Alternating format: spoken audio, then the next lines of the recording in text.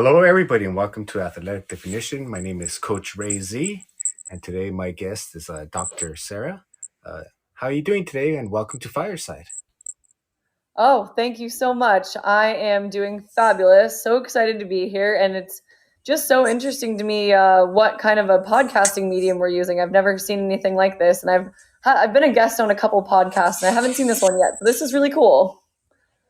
Okay, so this is actually, it came out this year. It's co-founded by Mark Cuban and Fallon, and she's very well known in the tech world. And then, of course, I think everybody knows Mark Cuban by now. Shark Tank is Makes very sense why popular. it's featured everywhere. Yes, and then they added video, which is pretty cool. And recently, actually, like 2 days ago, they added simulcast now where I can do it straight to Twitch, Facebook isn't added yet, but it's coming, and YouTube. So I tried it, but I must have not entered the password right. And I was going to try and demonstrate it because I don't think it's been done yet by anybody. It's such a new feature. And then there's an interactive audience that can come up and ask questions as well, Oh, I love that. and people can come in and out. There's sometimes other shows going on, and you or anybody else can react with an emoji. So if they wanted to clap, they can clap. And there's Clap. also a chat.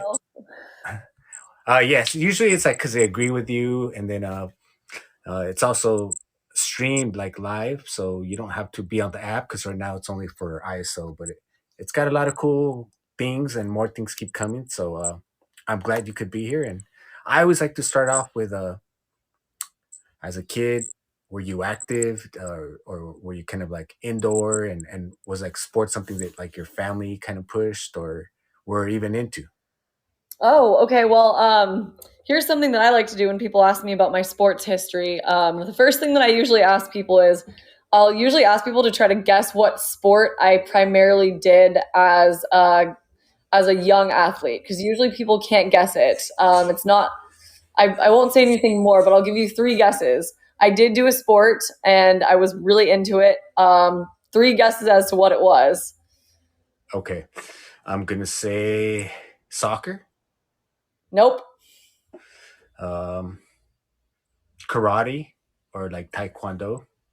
Also, no, but I did think about doing both of those sports in the eighth grade. And my dad was like, you have to quit this other sport that you're doing to try those things. And I said, oh, no, I can't quit. So, one more guess. I'm gonna say fencing. How about fencing? Wow, I really like the outside of the box thinking. It is an Olympic sport, so fencing was probably a little bit closer of a guess. I was actually a figure skater growing up, so a kind of an unusual sport, and most people don't think, oh, Southern California figure skating, but actually Southern California was a kind of a big mecca for figure skating back in my childhood, and we did have some like local Olympians, and like the last 20 years or so. I can actually say I was on the ice once out in Paramount, I think, with one of our more local Olympians. Um, and that was really cool. This is before she was an Olympian, but she was really good then too. So I was actually pretty active when I was younger. I don't know. I have kind of like a split personality in the way that like I very much enjoy active pursuits and like moving a lot, but I also really enjoy reading and like writing and kind of more of those like sedentary intellectual pursuits, which obviously you can do lots of intellectual things while moving, but I those were kind of, if I wasn't out running around, I was sitting for 5 hours reading a book, so there wasn't really like a middle ground there. um yeah, come from a very active family. I'm the only person out of all my 10 cousins that did not play basketball. We have a very like basketball oriented family. Um, Cousins that have played various other sports. I'm the only one within my immediate family who is a runner and a figure skater, or either of those things. Um, and I would guess that I was probably the one that didn't seem like they were going to become like a very serious athlete younger when I was younger, just because I have some very talented family members who've kind of made a name for themselves in sports, whether in coaching or playing. So I didn't seem like the one that was going to end up being the athletic one, but I did kind of make running my thing in high school, and it's definitely still my thing. So that's kind of a brief intro to my sporting life. That's very interesting because not only Southern California, but Huntington Beach. And what was it like? Some recollection of seeing it on TV or actually going to skating when you were younger? So I just loved. So there's a few things. When I was about 2 or 3 years old, I was obsessed with the Mighty Ducks. I carried around like a miniature stick and puck everywhere, and I would like if my parents didn't call me by like Timu Solani, like I would pretend to be him for a day, and if my parents called me Sarah, I would be like, nope, that's not my name. I'm Timu. Like you can only talk to me if you call me the correct name. So I loved hockey, and girls hockey is definitely it's an up and coming sport, but it wasn't as big of a deal back then. But I liked the idea of doing something on the ice. I really liked hockey, and then when I watched figure skating for the first time after I had already become an avid hockey fan, I thought, wow, this is really cool, and it's on the ice, and you get to kind of combine the athleticism and competitiveness of sport with like the artistry of almost like dance or something performing. And I also loved being in front of an audience at a young age. I'm not as much like that now, but younger me wanted to be in front of people all the time. I loved to put on shows. I liked music and dancing, so it was a pretty um natural love for me, kind of combining a lot of different things. It's a very physically imposing sport, but it also involves a lot of artistry and creativity, and kind of a musical aspect too, which is cool. And I did try figure skating when I was not in Southern California first. I was in Northern California up with my family, and there was a rink, like an outdoor rink that they had set up for the winter. And my family was like, oh, let's try this. And I immediately liked it. And I thought I was good at it, even though honestly I was 4. So who really knows if I was actually good? I just thought, well, I fell less than my dad, so I must be really good at this. And one of our neighbors, who I was good friends with, her mom was like, oh, maybe Sarah and Aubrey should try ice skating lessons. There's like a sale going on at the rink near us. Like, let's just put them in skating lessons and see if they liked it. My neighbor Aubrey decided to quit pretty quickly. She didn't really like it that much, but I pretty much didn't stop after that point until I was kind of forced to quit. So I was kind of pushed into it by a lot of outside factors, but I also had a lot of like internal motivation to get started in the sport. And then, since in high school, I've never seen any sort of figure skating or ice skating, anything like that. Is that when you start getting into running more, or did you not compete in high school because you don't want to give up, the figure skating? So I had kind of known that I was a little bit predisposed towards being a runner, I guess, at least physically, at a younger age when I was in PE in elementary school. I mean, I'm a pretty competitive person, mostly with myself, but with other people too. In elementary school, I used to kind of race all the boys when we'd run the mile or when we do the jogathons. I like my competitors in my elementary school class were pretty much the guys. Like most of the there were some girls at my school that could probably keep up with me or might have been a little faster, but the people in my class that I would actually like run against, my closest competition was all the boys. And most of the boys couldn't keep up with me either at that age because, yay, they didn't have testosterone yet. So I could kind of like destroy most of them in running. And we kind of knew that I was like, I had a little bit of talent for that. And I enjoyed being able to kind of just like push the gas and just go. But I didn't start really competing and running seriously until I was in high school. I did some track in middle school. I was a high jumper initially. I thought I was a jumper and a sprinter, and I enjoyed that. And I did a couple hurdles meets and stuff like that. So did a little bit of middle school stuff that wasn't really distance related. I did a little bit of like cross country in middle school, but it wasn't anything serious. I didn't think of myself as a competitive runner. I was still an ice skater who just did that stuff to participate in school sports because I wanted to be a part of everything at school. And I was, decent at it. And then my rink closed and my coach moved to Australia, and I was going to high school, and my family was like, look, we can't really afford to kind of take you to the next level in skating because it's a pretty expensive sport. And it does take a lot from families. Like it's not a sport that you can just be committed to by yourself. You have to have a lot of buy-in from the family. And most elite figure skaters have to basically like their lives run around skating, and their families' lives too. So my family couldn't make that kind of a commitment, and everything got a lot harder. It was one of those things where I was going to have to be skating at 4 a.m. before high school, And then my dad kind of was pushing me a little bit towards running. He was trying to keep me clear of all these other distractions. I was like, oh, I want to try musical theater. And my dad was like, I think you should just really try, like, focus on cross country. Cause I was like, I want to try cross country. And he's like, I really think you should focus on that. And then kind of slowly, like, got me to just focus on that. And when I started high school, I basically, like, couldn't skate anymore. And so running became the thing. And it very quickly became, like, my thing and a pretty central part of my life after that and my family's life. So long story short, I had to quit skating, not because I wanted to, but because I had to. And then running kind of just took its place naturally. And so then once you're in high school, I know you mentioned you started off doing the sprinting. Did you still want to continue with sprinting, or did you want to go more to the cross country at that point?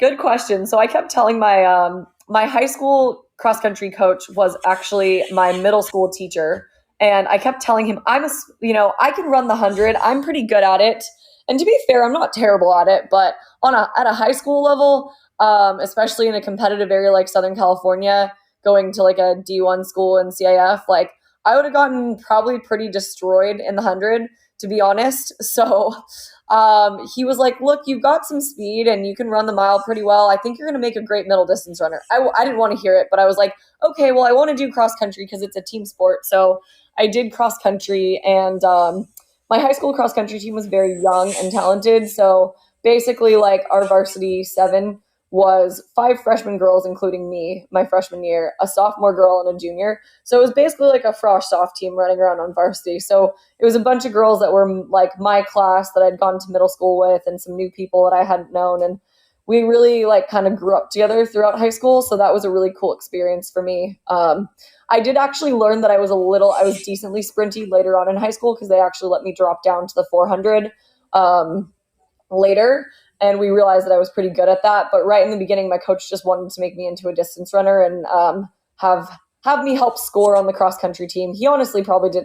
To be honest, he didn't think I was going to be as much of a contributor on varsity as I was. I still wasn't amazing in terms of that top 7, but I did help score for us a few times as a freshman, and kind of started to get a hold of my love for the sport then. A lot of the other girls on the team had played running sports, like soccer. Most of them had played soccer, and I didn't really have a lot of, like, aerobic base or, like, kind of running that I'd been doing before that. I was a figure skater, so you have to have some aerobic to do that, but I wasn't running all the time, so I didn't have that base that a lot of those girls had coming in from other sports. So I had a little bit of catching up to do, I guess, for some of my teammates. And did you just stick to running in high school, or did you try any other sport? Nope, just cross country and track. I guess at that point, once you get to, I went to Marina High School in Huntington Beach, and once you get to, like, that competitive of a time, like, we had girls who had played soccer for, like, since they were like 3 or 4, who didn't even make our frosh off soccer team. So, like, I wasn't going to be trying any new high school sports at my school, because there's no way I was even going to make the team for most of them, just because at that point, most people had specialized. Like, luckily in running, that's not really a sport that people do as commonly at a younger age. So I had the ability to kind of just, like, step in there and just grow along with everybody else. But if I had tried out for volleyball, I would have gotten smacked. So I probably wouldn't have even had a chance to make a team. So it was just running. I didn't try anything outside of high school, like rec sports wise, though, there's always been things that have piqued my interest. It pretty much just became running at that point, and I fully gave myself to becoming a runner. Yeah, that's true. There's some sports and schools that are just so competitive, and like you mentioned, you could be training as a little kid, 3 years old, 4 years old, and not make a team. Their starters must be on fire. So I definitely understand that you just can't just jump into a sport late and expect to excel. It doesn't really happen very often.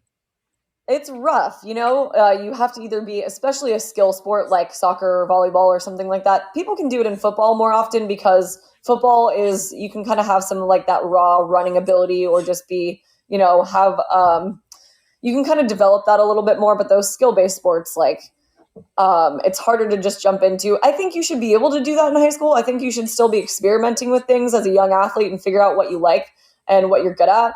But in Southern California and Orange County in this area, like, unfortunately, it's just that competitive that you can't really do that here. I'm sure in other places that could have been more of a reality for me. And I wish kids had more of that opportunity because, I mean, when you're a 13, 14-year old, you shouldn't be specializing yet, or you should at least be given the chance to do multiple sports and enjoy it. And I think it's better for you, like on a like biomechanics side and like musculoskeletal and motor pattern development side of things. But yeah, anyways, I'm not gonna digress that much.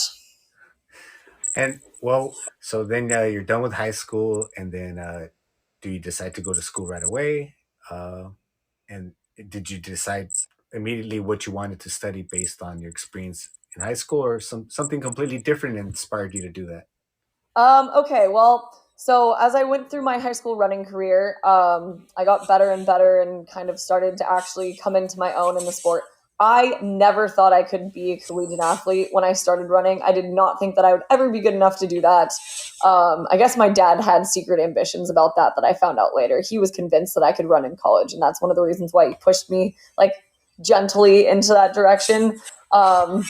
So I didn't think that was going to be a thing, but as I got to my upperclassmen years in school, I got really, really into my sport. I got better at it. At one point, I was like a nationally ranked 800-meter runner, and so running became my everything. And then I had a couple small injuries in high school. I really didn't have that many, but I had a couple small things that came up for me at some pretty key times in my career, and the doctors that helped me the most were my sports chiropractors. And so I was kind of piqued. My interest was piqued by what they did because they were so helpful for me. And I was always kind of interested in the human body and health. And I was definitely the teammate who was like sitting on the side of the track, rubbing out my other teammates' calves and trying to help everybody be the best that they could be on like a physical side. I would like talk to my teammates about how we could eat healthy and run faster and that kind of stuff. And was always trying to help out with that. So you could say that like my idea for the profession, or that I eventually went into, kind of formed in high school with my running career. But at that time, I still thought I was going to be a teacher because that's what I wanted to do for most of my life. And then my senior year of high school, there was a few different things that kind of just like, again, kind of just gave me like a push to make me think, maybe I should go into some kind of sports medicine field. Maybe I should do something with the human body, or, something helping athletes. And that's kind of where it started, and then really just took off in college. College really, really launched the career path for sure. And I did go to college right after high school. So I was recruited by a few different Division I and II schools. I wanted to stay in California, so I didn't really look anywhere else. And I didn't want to go to a private school. So it pretty much was going to be a Cal State or a UC for me. And I was recruited by a few different teams, and wanted to find a good place that would be a good academic and athletic match for me, as well as like a place that I could see myself being happy in. So I signed with Cal Poly San Luis Obispo, and that is where I made my home for my bachelor's and master's degrees that I did while I was running for the Mustangs up there. And went into college straight after high school, loved it. And that's where everything started with sports and rehab. And how did you enjoy your time over there? I think that's like ranked the happiest city in California or something like that. I'm so impressed that you know that. Yeah, Oprah called it the happiest city in America, and I love SLO with my whole heart. It is a very happy place to be. The pace of life up there is just a little different than it is down here in Southern California. It's a little slower. People really value being outdoors. It was odd to be going to a school and being in a major where we would sit there and talk about the obesity epidemic and how bad that is for your health, and all the impacts on human health of like physical inactivity and poor diets and blah blah blah. And then I would walk outside, and our campus is known to be one of like the fittest campuses in the US. So I would walk outside and I would be like, what obesity epidemic here? Like, I'm a collegiate athlete, and I walk around and I see like just regular students who probably look like they're more fit than I am sometimes. Like, I went to a very physically active campus, and people just did physical activity for fun on the weekends. Like, everybody was always going hiking and mountain biking and kayaking and camping over the weekends and, backpacking. So it's it's a very outdoorsy, physically active campus. And that was really fun for me, being somebody who likes all those things. Though I didn't get to necessarily participate as much in the recreational activities as I would have liked to, because running took up a lot of time, a lot of weekends, and I wanted, I had some injury issues that definitely prevented me from doing fun things sometimes, or I was just trying to not kill myself for on the weekends because of all the training I was doing. So um, running in Cal Poly is probably like the coolest place to be a runner, because there's ample trails everywhere and it's beautiful, a lot of soft surface. And for people who like to just run in a place that where you can kind of draw inspiration from the outdoors, it's awesome. You can run by all these beautiful green hills. You can do some beautiful runs along the cliffs. In Montagna de Oro, which is probably one of the best long runs ever. It's beautiful out there. It's these like beautiful craggy cliffs along the ocean with some hills behind it. And you really just kind of feel like you're the only person in the world in some of those places just running out there. So it's a great place to be a runner and a student athlete. I loved it. I miss it all the time up there. It's my happy place for sure. So a great place to be a student athlete, but also a place where I learned a lot about my physical limits, and definitely struggled with a lot more injuries than I did in high school. So there is a lot of upsides to being a runner there, but I also struggled a lot more in my running career than I was anticipating. You go to college with a lot of high hopes. So I definitely had some struggles during my time as a collegiate athlete there. And I know you specialize in helping people get back to normal, basically physical therapy. But I like the fact that you like to do preventative and preventative movements and strength training. And Oh, I, yeah. why wait till you get injured? And a lot of it could be preventative, activity. You were mentioned, touched a little bit on the obesity. It's like we just have to do some sort of activity, and it's true what they say: if you don't use it, you lose it. Oh, 100%. Yeah. And I know that I'm preaching to the choir here, because your whole life is about promoting, like, a lot of what you do in your life is about promoting physical activity and coaching people and trying to prevent injuries. So this is, we could probably just talk each other's ears off with agreeing on how important all this stuff is. But I am like the first person to say that all runners should be implementing strength training. I don't care if you're an ultra runner. I don't care if you run marathons. Um, Strength training is so key to everything. I mean, you should be doing it as a healthy American. Even if you're not somebody who has goals of like running a certain time or making it to 100K or something like that, everybody needs to be strength training as they age, period. Just from a doctor's perspective, like, you need to be doing that. If you're going to be a competitive athlete, you really need to take your strength training doubly seriously, because you're expecting a lot out of your body and you need to support it. So yes, 100%. Preventative strength training is everything. And I think it's the main reason why I've been healthy since I've gotten out of college, and have been faster as well, while also running a lot less, oddly enough. Yeah, I know it's so strange. You run less and you get faster. It took me a long time, and being stubborn, thinking I that's not true, you know. But it's amazing, and part of it is learning to trust the process. That if you're doing the right things, it's going to happen, and it may not happen right away. Everyone's little table's different, but uh, yeah, I'm majoring to preventative. So you're right. We could talk each other's ear off for forever on that. Um, and you're also still competing besides helping people. And by the way, if anybody does want to, contact you on the fortune cookie, I have your link to your website as well as Wow, to that's so your cool. Instagram. So anyone listening in live on the broadcast or who listens to the replay will be able to listen to that. But for people who will just hear it as a podcast, if anyone did want to contact you, uh, how could they God. contact you? Okay, so like I said, sports chiropractor at Dash Chiropractic. People do confuse me for being a physical therapist a lot. Even my patients, they'll write that on my reviews. She's such a great PT. I'm a chiropractor that does a lot of rehab exercise, so people get that confused a little bit.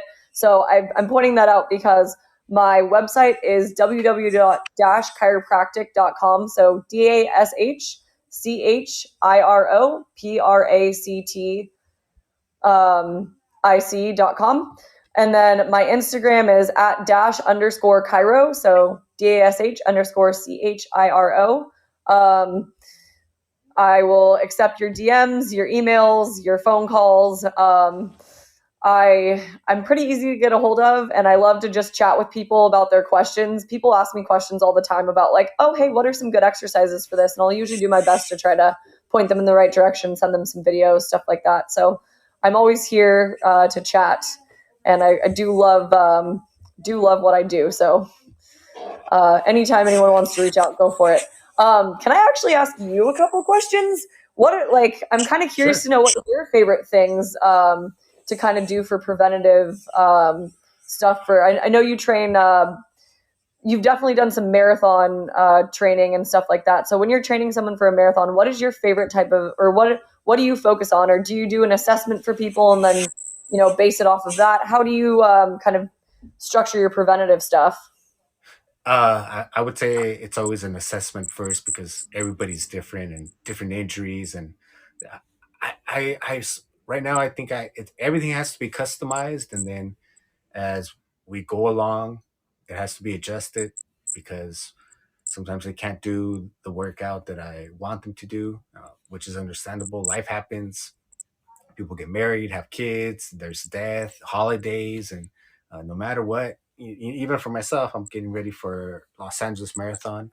I didn't do the miles I need to do today yet. I could still get in a run in after the show, but there's always that challenge of balancing life and everything else. But I train a lot with ATG, which is I don't know if you've heard of him, the knees over toes guy, Ben Patrick, and Oh yeah, yeah, yeah, yeah. I've heard of that. Yeah. yeah, so he does a lot of backward walking, which I do too. So I like to do a sled backward walking or on the treadmill, a good warm up, and then I use a slant board a lot. Uh, I love the slant board. It really helps stretching and lengthening. I do a lot of the like ATG split squats because most people are like not not even. It's like one leg stronger than the other. So gotta balance them out and just kind of go from there. I always start from the bottom up, and with shoes.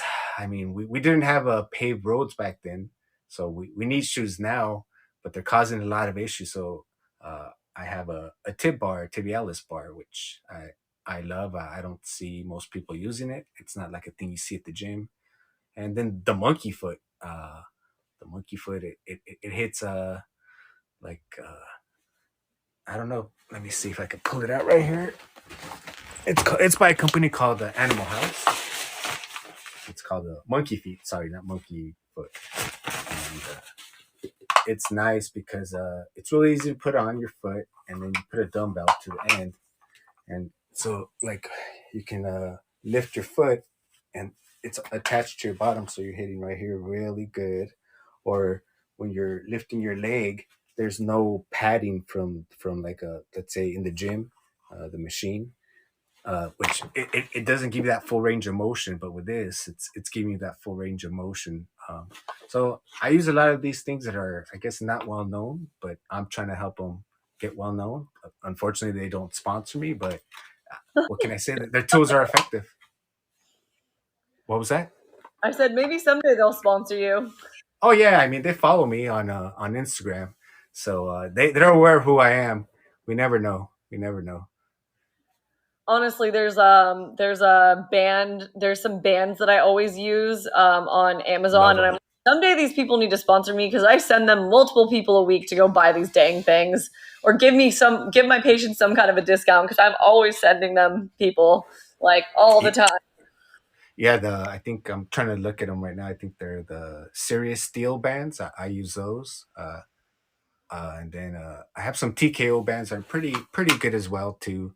I guess band work is really good as well, and I love the Oh kettlebell as well. gosh, yes. I mean, honestly, dumbbells have their usage, but kettlebells are just so functional. Like when dumbbell squats are great for getting, or not dumbbells, sorry, barbells.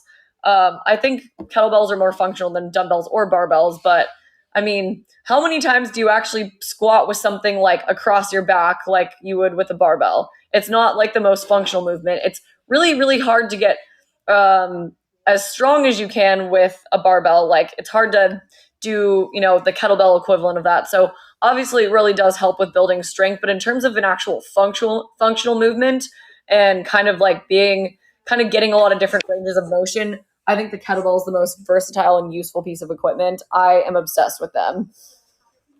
I could Yeah, probably just do my rehab with them. yeah, I really enjoy him, and if anyone starts following you on Instagram, you put out some good informative videos. Incorporating the kettlebell, which I like to watch. There's always different types of workouts you can do, and something about them makes me feel like I could feel like my imbalance is more than with a dumbbell. Just It depending on just how you hold it. yeah, I really feel like they're good because they kind of force you to deal with gravity in like a very direct way. Like it's going to be like all the weight's going to be pointing in one direction and your joint's going to have to deal with like everything going in that direction. Whereas with the dumbbell, there's a little bit more of that balance. Um, and it's going to kind of balance itself out. Whereas with the kettlebell, you got to do that yourself. And it's going to probably hit more different ranges of motion because you can kind of keep it a little closer to your body and move through. I feel like it's easier to move through different ranges of motion with a kettlebell, and it's a little bit more maneuverable. And so it can kind of hit you in a lot of different ways that maybe you're not used to, your joints aren't used to. So it's going to stress you in that way and kind of, like you said, point out those imbalances and really show you like what you need to work on. And I don't know if you have a TikTok or if you've seen the trend where chiropractors like to have their patients on there and just like show the cracking of the like backs, and you really hear the sound. I don't know, and once TikTok, or I don't know if you have one, but once you watch a video, they keep showing you more and more of the same video. So now I have all these like back cracking videos and neck cracking videos that keep showing up on my TikTok, and there's something kind of like fascinating to watch because I keep watching them. But what do you think about those? Are they like actually good for the practice or bad for the practice? So it sounds like you're a little bit of a crack addict, Cairo pun intended. Ah, Um, so oh, one I of get my it. Yeah, sorry, I had to do that. I had to. I was just waiting for the moment to use a Cairo pun. Um, One of my good friends from school, he was in my my clinical pod with me. He's really famous on TikTok. Actually, his name is Dr. Tyler, um, and like he's actually local to Southern California. He has pretty much driven most of his business through social media, and he's really well known. So I would say it's great for his business. He's always really busy. He practices a little differently than I do. In that I use a lot more movement based stuff, and my practice is a little bit more niche. I mean, he sees a lot of athletes, but mine is pretty niche to like I try to, really just work on active people because I find that to be the most rewarding because we're working towards a goal of getting you back to an activity. And I like that challenge of like, how fast can I get this person back to running or cycling or CrossFit or whatever it is. So that's what gives me the most fulfillment and joy. So my practice is a little bit more niche, and that for that reason, I am a lot more movement based than he is. But in terms of getting business, it's really great. I had a TikTok for a little while, but I had a really, really old phone up until about a couple months ago, and I basically didn't have room for all the apps. So I deleted my TikTok a while ago because I basically like couldn't have any more than like two apps on my old phone and haven't brought it back yet. Maybe I'll do it. I have a couple adjusting videos like very far down on my Instagram, but most of the time when I, do videos, it's because I want to give people something that they can do for themselves at home. And I want my page to be a good resource for people who are, there's some people out there that are like very DIY with their rehab, which I'm not that way. I think you should always go see a doctor. Even when I get injured, I'll, walk down the hallway and bug some of my office mates or ask one of my colleagues for help. Not that I've had a lot of injuries since I've gone into the profession. I think my profession gives me kind of a way to keep myself healthy, so that's been nice. But when I have had little questions or things here or there pop up, I always ask somebody for help, because you are a little biased when you're working with yourself. But that was a little tangent there. I'll get back to the main question. Um, I do think that my page is meant to be a little bit more information based, and my goal is to make it so that people can kind of get on there and try things for themselves. Whereas posting adjusting videos is really great to kind of, show people what you do on the manual therapy side, but a lot of people can't go home and do that to themselves, or really shouldn't be going home and doing that to themselves. So it's a little bit of a different focus, and I think his is like that kind of style is a little bit more exciting and like audience pleasing and stuff like that. And mine's a little bit more for the people who want to get a little bit more intellectual and kind of think a little bit more about what's going on and stuff like that. I mean, he does post, and a lot of those chiros do post informative stuff too. And there's definitely chiros who do what I do and then also post a lot more adjusting videos. Like my friend Kyle up in Reno, he does a lot of both of those things, and I think he does a great job of balancing it. But I do most of my filming when I'm not with patients, and bringing in a camera to film somebody, I just personally am not super comfortable with at this point. There's a couple people that I would be okay with that with, but I haven't really gotten to that point where I would want to do that in the middle of my visit. And usually I'm too busy during visits running around and trying to think of like a million things to even think, oh, I should bring in a camera. I've had a couple patients ask me like, oh, can I film this for my IG? And then, they've posted that. And those are usually the people that are a little bit more present with their sports on IG. But for the most part, like, I don't think it's a bad thing. It's just not something I do a lot of. I know that if I wanted to get more views, I could probably do that, and I'd probably get more views doing that. But at this point, it's not really the like goal and focus of my page, if that makes sense. Oh no, it does. Me, what I like about you is that you're currently competing, and I feel more comfortable as an athlete going to go see someone who is an athlete or is currently working out, because I've gone to like just a regular doctor, and they were like just so out of shape trying to tell me about health, and I was like, and I'm trying not to judge, but I'm like, I found it difficult to accept the information that he was giving me. And so I like people that practice what they preach. And since you're currently working out, if I did have an injury, it'd be a lot more like relatable, and I think understanding wise, where I could tell you this hurt and I heard it doing this, than versus someone who just got the information from a book. I have to say that one of the reasons I went into this job is because I wanted to be able to be that person for someone. I wanted to be able to be in that position where I could kind of give someone the hope again that they would get back to their activity, because I've been there and I could look them in the eye and say, look, I've had this injury before. You can do this and we're going to do it. And this is how. I feel you on that. It's definitely hard not to judge people when they're preaching health and maybe not necessarily like practicing what they preach. One of my goals with continuing to compete through chiro school, which was definitely one of the most tiring and challenging times of my life, because I mean we're in class for like 8 to 5 every day, and then it's like regular job hours but class, and then you have to go home and study all that material that you just learned for 8 hours. So chiro school was insanely hard, just in terms of time commitment and the amount of information you have to cram in your head. So during that time, I told myself I had to keep competing, even if it meant losing a little bit of sleep, because I wanted to be able to look my patients in the eye someday and tell them, look, when I was at my most stressed, tired, and like overwhelmed, I was still able to do these things for my health. And I didn't want to be able to like tell them that they should make their health a priority when they're busy and have a bunch of things to worry about, when I didn't do that myself. So that was actually a really big thing for me, is that I wanted to be able to look my patients in the eye and like, lead by example someday. So that was something that I kind of did. Plus the fact that I just really wasn't done competing yet. I didn't feel like my college years were as fulfilling as I wanted them to be in terms of competing. I had a lot of unfinished business still on the track and a lot of things that I still thought I could do. And I really didn't feel like I'd met my potential.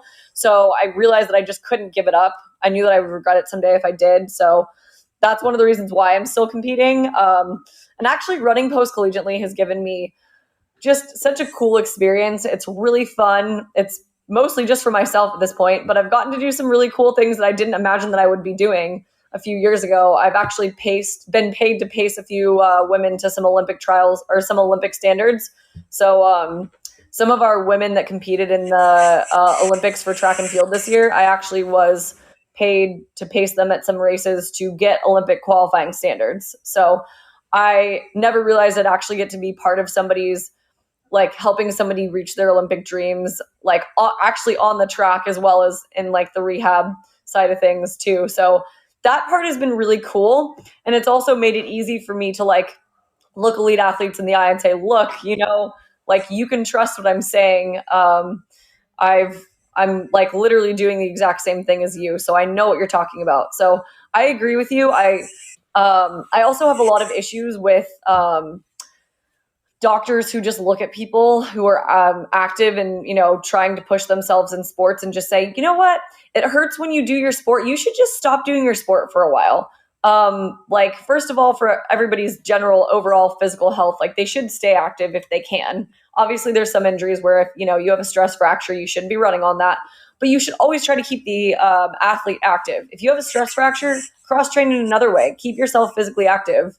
Don't just sit on the couch and be a potato for 8 weeks or whatever. Um, I found a lot of issues with people who would just try to tell me to stop running. I'm like, well, what can I do in the meantime? Is there anything I can do to like get better or prevent this in the future? And I found with some people it was really frustrating to not have those answers or options.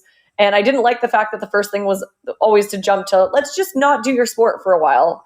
Like, also on a mental health side of things, like your sport gives you a lot of joy and it gives you meaning in life, and there's that like camaraderie that you have with a lot of your teammates or training partners or whatever. So there's like so many reasons why you should try to keep people physically active on so many different paradigms of health. Like, I did not want to be one of those doctors who did that. I wanted to be the doctor that was fighting like heck to get people back to their sport and keep them in good physical shape in the meantime if we had to take time off. So I totally understand your frustration with that. That's one of the things that motivated me to get into this field.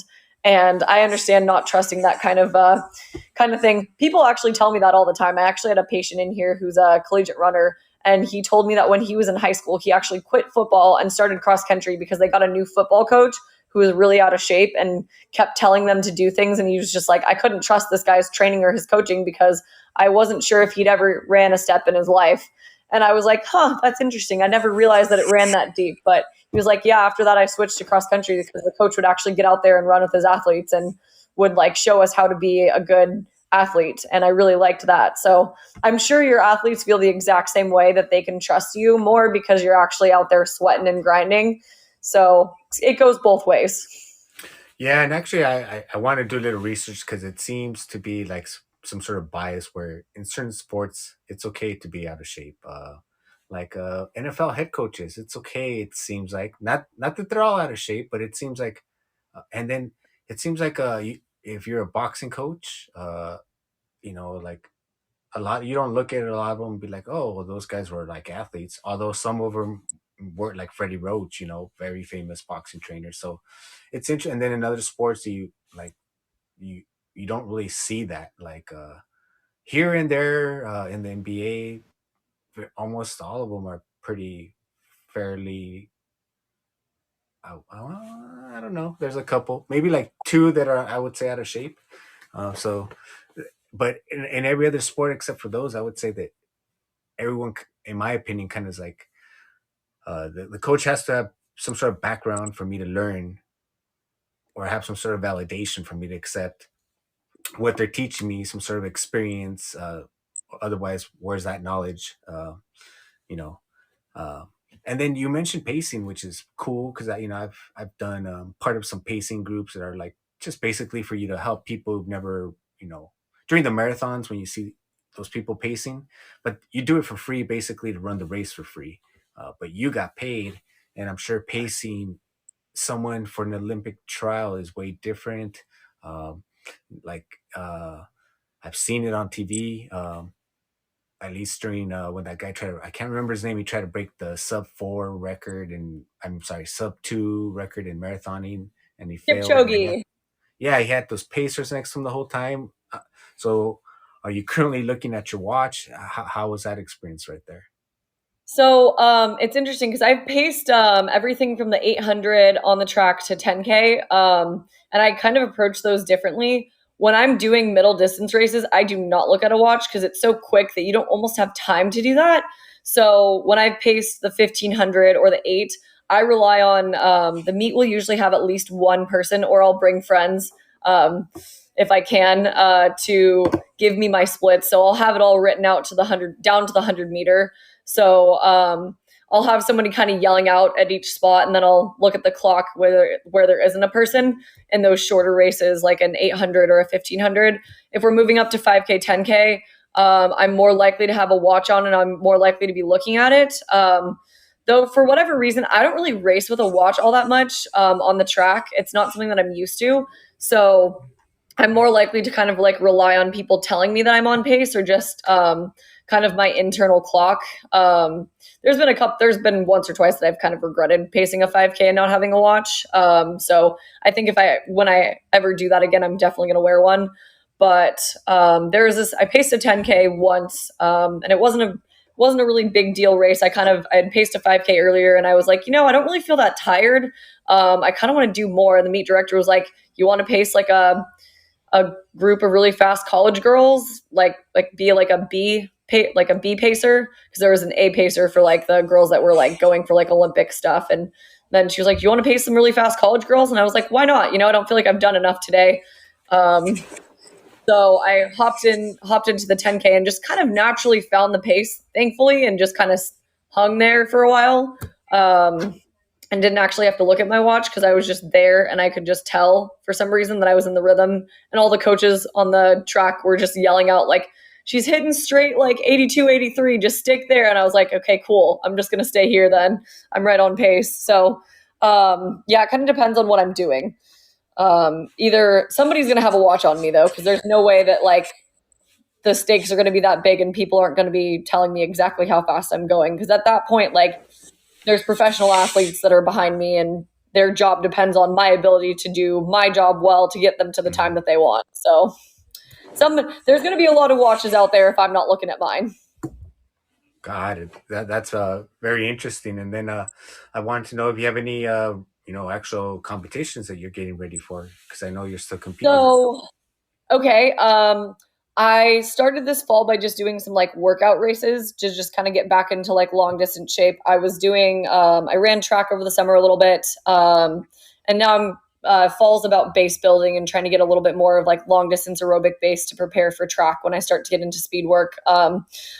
So I'm doing, let's see, I did a couple cross country races and some like road 5Ks over the last like month and a half, and they've all been really fun. I actually set a PR in the 6,000 meters, which was like cross country distance. So most people don't really think of that as significant, but those of us who have run college cross country, that's like the women's distance for college cross country, is 6,000 meters, kind of random. And I won the Surf City 5K Nice. Congrats. earlier. Thank you. I had set out to just run a workout, and I wasn't expecting to run anything faster than about like 17:10, 17:15 for my workout, and then kind of got a little excited in the last 800 meters and like stopped, like got out of workout mode and like heard the crowd and kind of went a little faster than I was supposed to, and ended up breaking 17 by accident, which I've never done that by accident. When I've broken 16 or 17 in a 5K, it's been like intentionally, like I'm going out there to do it. So I was pretty shocked that I was able to just do that on a complete accident. But I'm training right now for club cross country nationals in Tallahassee in the winter. I wasn't sure if I was going to do that, but my coach has decided that he wants me to get into a little bit better long distance shape, leading into indoor and outdoor track. So I'll probably be doing some indoor in January. I made USA indoor championships in 2020, which was like the last national championships we had in track until we had the Olympic trials. So I was lucky to get in there, and it was a fun experience. I had a really bad race there, but so did our reigning Olympic champion, Mo of the U.S. I don't know if you watched the Olympics this year, but she just completely destroyed the 800 meters, and she also had a bad day that day too. So it makes me feel a little bit better about how we both performed at USA's. I'm hoping to make USA indoors this year again, but I'm going to be doing some cross country first. It'll be really fun to get out there on a competitive course with my teammates and friends, and push myself on some grass and see how that goes. And then, indoor track, middle distance, so 800, 1500 mile, that kind of thing. And then getting ready for outdoor track, the same distances. A lot of people right now are trying to push me to go up in distance because I'm getting a little older and I've shown some promise in the longer distances like 5K. I've never run an actual 10K race for myself. So maybe I'll do a 10K at some point. We'll see. Definitely have not gotten up to those longer distances like y'all that run the half, the marathon, and ultras out there. But someday I'll move up to that. So you're training for LA though, right? I am training for LA. It'll be a 15th consecutive year that I'm getting to do it. But that day is a great running day overall. Like if you're just a runner, that day, what is it? The OC Marathon, which I'm an ambassador for, is having the race that day. Also, it's a little confusing with Boston. I think they're having it that day too. I Boston know, is actually this Monday coming up. yes, but if you go to the website, because I've looked up how many marathons, I think it's called Surfers Point, which is in Ventura. There's another one up north. There's the New York Marathon. That they're all happening November 7th. So there's like five marathons. Happening at the same time. Yeah, it's gonna be like as far if you're a runner, it's like gonna be like a nice national day of running, or and it'll probably never happen again. It's just because COVID, all these races were pushed back and changed. So the chances of you doing LA and New York on the same day, as long as with the OC Marathon, it's not going to happen again. So it'll be very interesting, and I'm just looking forward to a bunch of people getting out there and kind of getting back to normal. Yeah, it is crazy how many people are preparing for a race right now. Like trying to keep track of which patients are doing what race on what weekend has like been insane for me. Like I'm like, okay, so you're running Boston, and then all of you guys are running Chicago this weekend, but then Boston's right after Chicago, almost like the same day. And then some of you guys are running the Big Bear Spartan, and then we've got people preparing for California International Marathon. So it's like, oh my gosh, so much going on all of a sudden, but I love it. It's like a joyous return to running, and everybody's doing it, and I love it so much. I'm so excited to follow all these results and see what everybody does. But it's kind of cool that you're like a legacy LA marathon runner. That's awesome. 15 years, that's great. Yeah, I mean, it's cool. I enjoy it. Something I never thought I would, be able to say, "Oh, I'm 15." For me, it was going to be a one and done. I only want to do one. Uh, but then That's what people along my say. running journey, I've got to meet like hopefully I'll bring him on. My friend Sean, he's gonna do 20 consecutive this year LA marathons, and then Wow. like last week I had Dio, and he's gonna run his 500th marathon, ultra marathon on October 31st. So, like the I find that people a that qual- I 500, yeah. So the people I like surround myself with, I'm like, yeah, 50 some marathons is a lot, but it's not a lot compared to 500. So it always keeps me humble. Where like, oh yeah, it's not that big of a deal. Just kind of, I guess, depending on who you're hanging around with. The average person's like, I don't even want to walk a mile. I know, seriously. Like, I don't know if I've ever seen my mom run before. I mean, she likes sports, but she does not like to run. So most people hate running. It's amazing. What do you think about LA? Like, what makes LA so special for you? Why do you like that one so much? Well, because I grew up in like just greater Los Angeles, and it's such a reflection of how Los Angeles is diverse and it's such a melting pot. I always say if you're like a racist or anything like that, you won't enjoy it.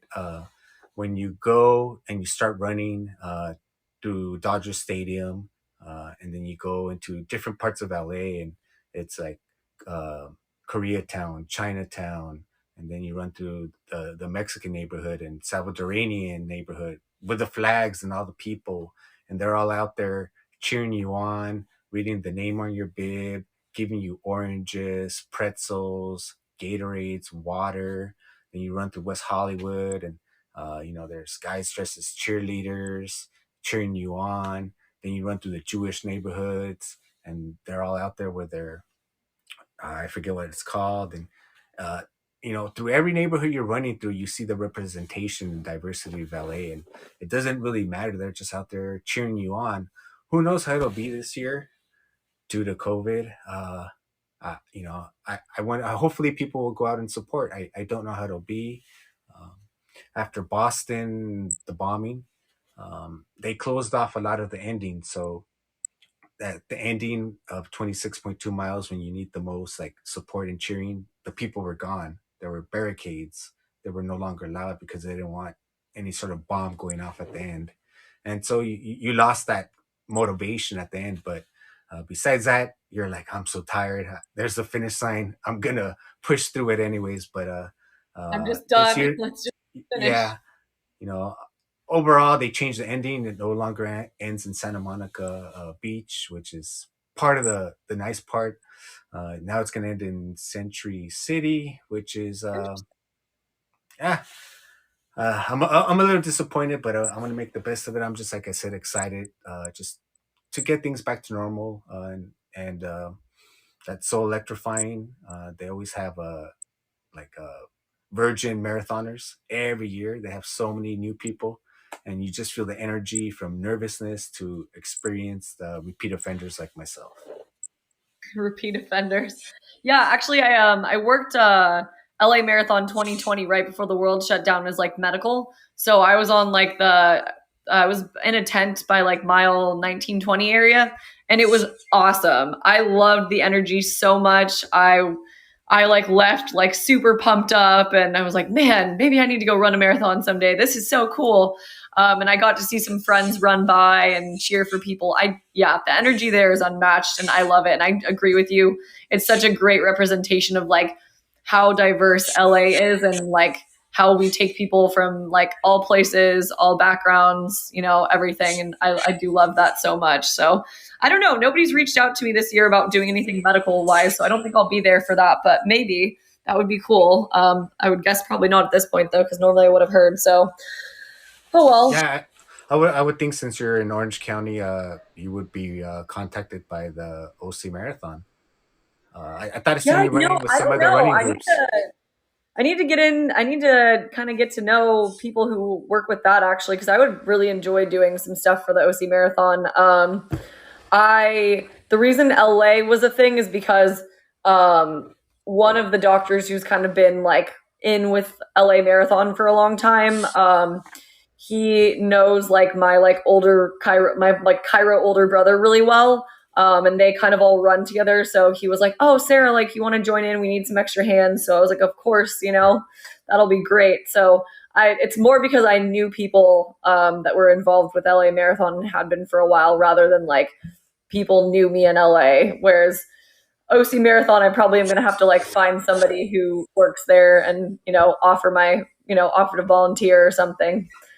Well, I'll send them an email. As I mentioned, I'm an ambassador for them. If anybody does want to run the marathon, 5K, half marathon this year or next year, you can use the code RayRuns10 and you can get 10% off any race. And I'll let them know about you because you're local to OC. So, of course, anybody during a marathon will feel some sort of ache, and hopefully not everybody. Hopefully, have a good race and you can finish. But if it I know, happens, yeah, it's not. finish, It's nice to feel have that good. support. Yeah, but I mean, But it I'm it sure you happens. help. It happens, and it's such a great course overall. I especially like that. I can't remember the name of the street, but you're just running up, and then you see the ocean, and the sun's barely starting to come out, and then you're like, I think in Pacific Palisades or Costa Mesa, which is pretty nice. I think that's like where Kobe had his house. So you're running through these really nice neighborhoods. It's really nice right there. I Yeah, enjoy it. Kobe lived in Newport Coast, so not too far Oh, away from Newport, yeah. OC Marathon. So he was yeah, you're probably right. I think his house was actually up in the hills, if I'm not mistaken. Um, but he lived in Newport, so totally, yeah. It's Orange County is it's definitely got some nice places. Like everywhere, it's got its pluses and minuses, but the marathon course is a good one too. I agree with you. And then it Maybe ends at someday I'll the maybe that'll be my debut. Who knows? and then they got the 5K since maybe you could win another 5K.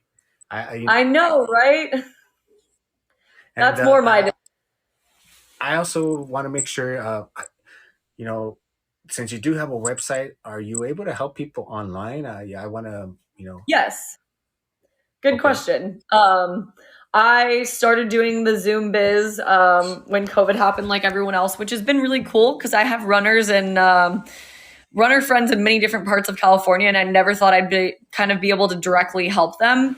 And you know, I trust myself to help my friends better than I trust other people because, of course, they're my friends and I want to take care of them. So I kind of started Zooming with some patients who I was finishing care with right when COVID hit because we actually like left our office for a little while just to make sure everything was all good.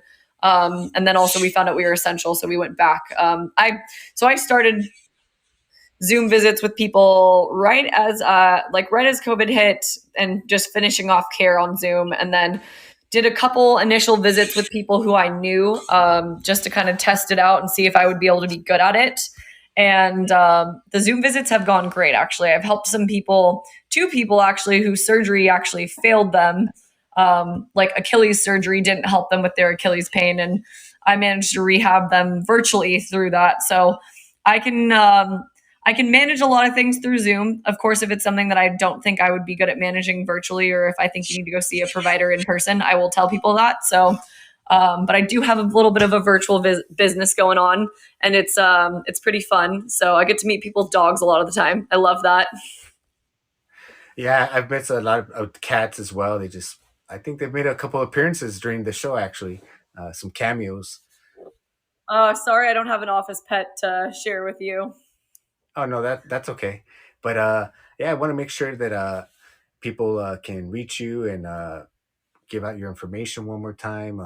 Definitely appreciate Yeah, you taking time out of your busy schedule. And I didn't realize you were still at your office. I thought you were already home. yeah. I actually went straight from seeing a patient to you, which is why I might have been like a little delayed getting on here because I was finishing up with a patient at like 6:01 and I was like, "Oh my gosh, I have to get on." Like, sorry, like show yourself out the door kind of thing, and then hopped on here and tried to figure it all out. So, yeah, I generally tend to see people a lot in the evenings. My evenings are my busiest time because obviously everybody's busy with running or working. So, for those people who have long days like probably yourself and can't get to see me until, 6 p.m., I'm here for those people. I do weekends as well, but those are a little bit more tightly controlled. I don't let just anybody book a weekend appointment because I might be racing on a weekend. So, um, yeah, to share my information one more time, Dash Chiropractic.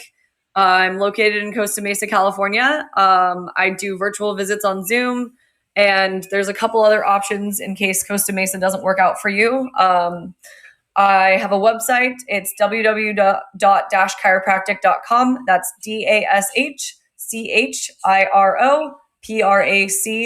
DASHCHIROPRACTIC.com. And then my Instagram is at dash chiro, dash underscore chiro. And then you can reach me. My email and phone number are on the website. Dr. Sara Van Dyke, DC at gmail.com is my email. That's probably the best way to do it. Don't want to give my phone number out over a podcast, but if you're interested, you can find it on my website. So I'm here to help. I am always down to just chat about rehab, preventative stuff. If you have any questions about past injuries or friends or training or anything like that, I'm here for the chat. So thank you so much for having me on. I always enjoy talking about injuries, training, prevention, and all that stuff with like-minded people. So it's been really fun to get to hang out with you for a little while. Thank you so much. I really appreciate it. Oh no, thank you for being here and everybody listening in. I appreciate it, and thank you for your time. Now you can go home, enjoy the rest of your day. I'm trying to see if I could check the football score. It's a commercial. Are you a Yeah, get football out on fan? that run too. Oh yeah, yeah. You reminded me. I was gonna watch football, but now I have to go out and work out. Um, so thank you everybody for joining me. Join me tomorrow for another episode at 6 p.m. Pacific time zone of Athletic Definition. This is Coach Ray Z signing out. Have a good night, everyone.